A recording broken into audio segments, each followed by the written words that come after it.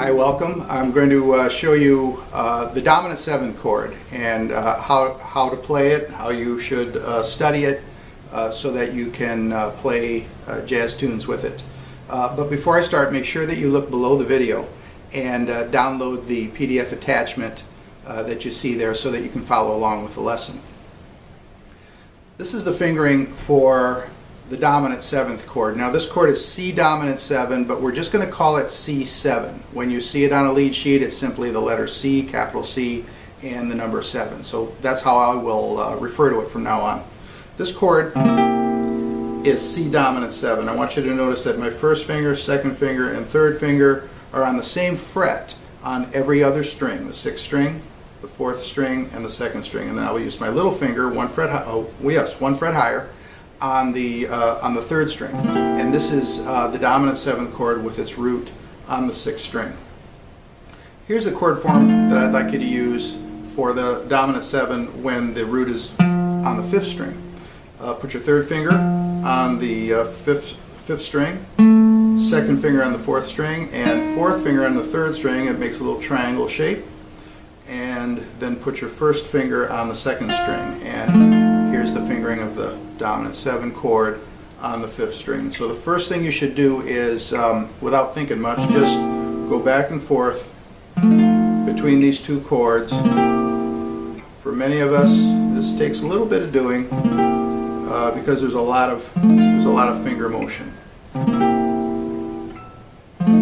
And when you're comfortable doing that, just take your time, and when you're comfortable doing that, then I'd like you to cycle this chord in this fashion. Again, remember to say the complete name of the chord out loud just before you play it. C7, F7, B flat 7, E flat 7, A flat 7, D flat 7, G flat 7 with the root on the 6th string, and B7 with the root on the 5th string. And you don't need to use your 1st finger for this one because you're playing the open string. When you play B7, you're playing an open 2nd string. E7 up on the 12th fret of the 6th string, A7, D7, G7, C7, and you're back where you started, and you just cycled the dominant 7 chord.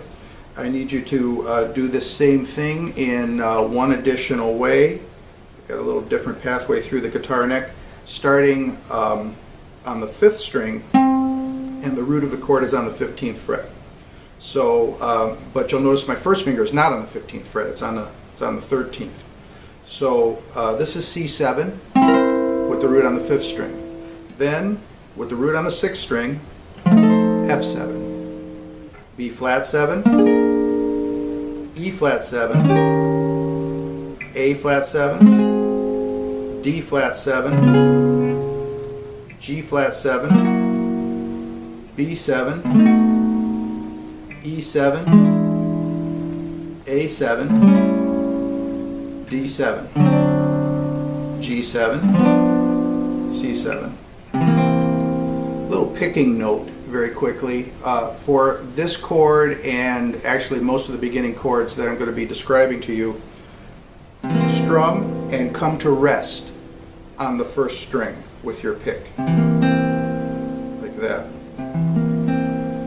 Come to rest, and you'll get a nice balance across all the strings. This also applies if you're playing the chord which has its root on the 6th string. This is for all of our beginning chords.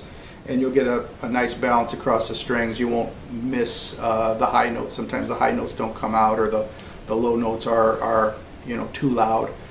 That will eliminate that. And so that's the dominant 7 chord, and many more chords to follow.